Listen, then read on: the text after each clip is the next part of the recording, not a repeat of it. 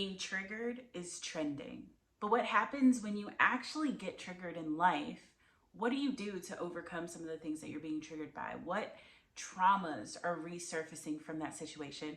Welcome everyone to Collective Consciousness. My name is Ray. I am your host, and the whole purpose of this show is to expand your consciousness. You see, if you are on your journey to self-mastery, then this show is for you. We connect mind, body, and spirit in order to take you to the next level in life and in your business. So let's dive on into the topic. Today we're talking about trauma, being triggered, and how it affects you in your day-to-day life. Let's dive on in.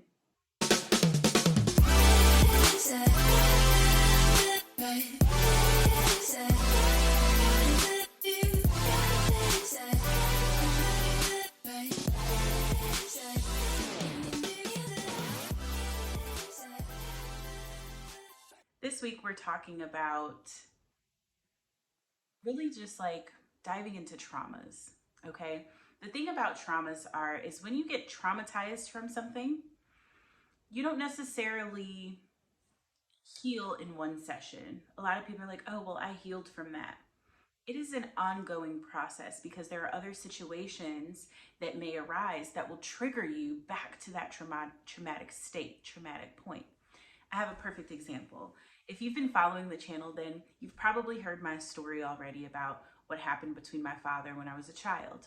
If you're new, welcome. Take a moment right now and go ahead and smash that subscribe button. And hey, also give us a thumbs up because it really helps out the channel and the algorithm. But if you're new, in a nutshell, my first memory in life was a domestic situation between my mother and my father, and it was really traumatic for me. And it caused a lot of fear in me at a very young age. For the person who was supposed to protect me, put me in danger. And it changed my relationship with men as I got older. And I ended up finding myself in 2 abusive relationships. And so there have been countless of other times where I've experienced or witnessed male on female violence. And so that was traumatizing for me, right? Now, so anytime something like that happens, I automatically get triggered. Now, although I may have dealt with the memory, my first memory in life, and I have healed from it, and I can talk about it without crying, and I can share it and allow it to be a pinnacle part of my story that'll help guide others along their journey. At the same time, when something happens and you get triggered, the mastery really comes in through your reaction. So let me share with you, I'm going to draw back the curtain and share with you what happened with me literally just this week.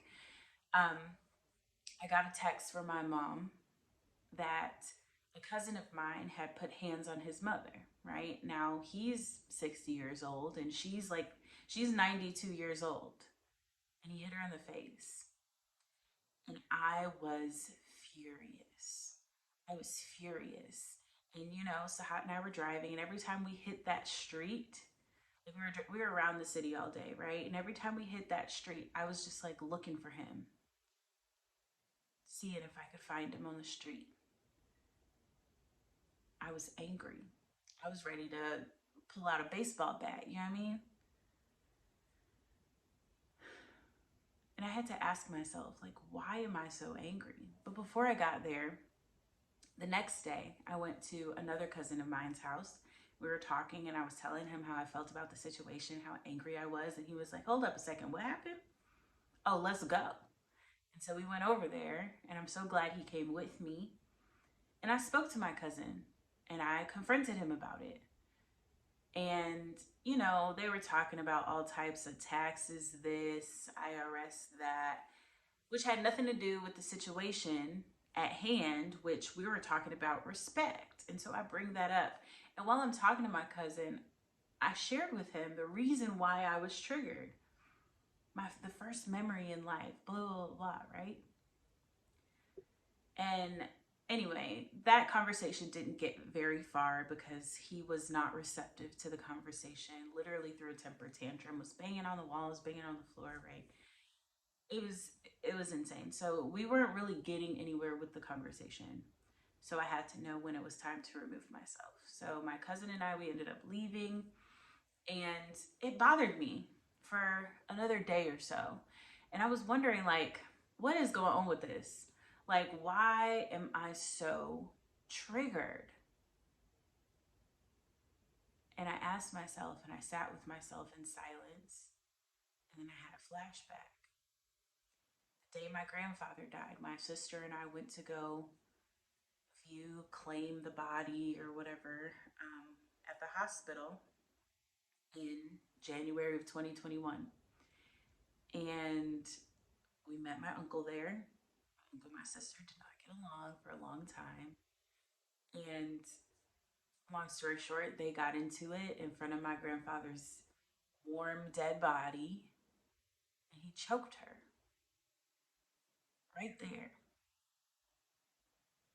And I was already dealing with the loss of my grandmother, who died 2 months before that, and then my dad, who died 8 days before that. So it was a lot going on. Plus, my uncle, who, when I saw this look in his eye, it was the same look that I saw in my father's eye when I was a child, which I've seen multiple times growing up. And that really was something I realized I'd never dealt with. Fun fact, that same day was the day I met Sai. Um, but in that, I was dealing with the death of my grandfather that I didn't get to process how triggered and traumatizing it was to watch, to break up my uncle and my sister. He was literally choking her out in the middle of the hospital. Where was the nurses at? Wasn't nobody around but me, and I had to break them up. And that was traumatizing, right? And then I fast forward to another point in my life where two of my roommates got into it and he beat the dog shit out of her. It was insane. It was traumatizing. It was painful, and it brought up all of these unresolved emotions. Now, back in that point, I didn't heal from that childhood trauma. I didn't know how yet, right? So when it happened, just as I was a child, and for those of you who have heard the story, I inserted myself in between my parents, right? Put my arms out. My dad told me to move. I didn't move. He told me to move again. I didn't move. He comes up to me, backhands me. I hit the wall and pass out, right? That's what happened when I was 2. And so when it happened again with my roommates and they were fighting, I mean, when I say he beat the brakes off this girl, like her face was unrecognizable for 2 weeks. And I felt guilty because I didn't do anything. I felt like that child froze. You know, they say when you're in an intense, fearful state, you either fight, you flight, you run away, or you freeze. And so during that situation, I froze. And of course, I was in 2 abusive relationships myself. And then the time when my dad snatched me up and shook me and like kicked me out of the house when I was 16 years old. There is a lot of male on female violence in my past. And so I just had to journal about it. And I listed out all of the times that something like that I've either witnessed directly or it's happened to me, what I felt about it, how I felt about it. And I had to let myself grieve in that moment. I had to let myself feel the pain and let it out, because that is how you move the energy. The problem is, the reason why you get triggered from things that you're traumatized from is because that energy is still stored in your body.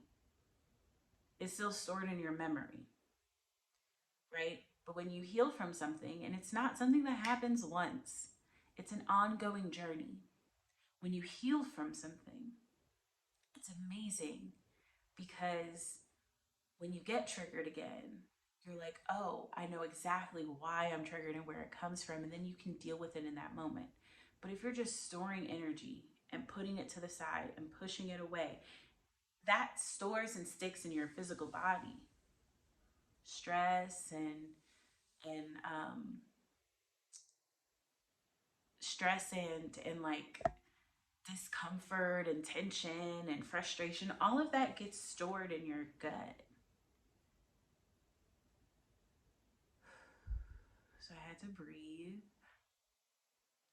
I had to feel it, write about it, bring my awareness to it, and then console myself. Like, it's okay that you feel this way.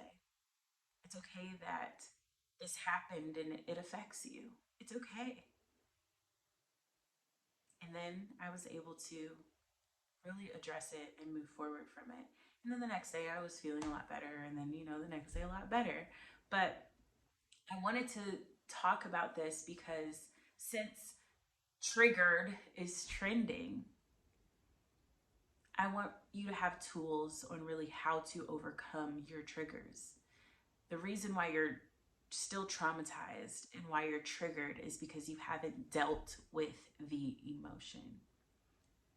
So, next time you get triggered, allow yourself to feel it. First of all, recognize I'm being triggered right now.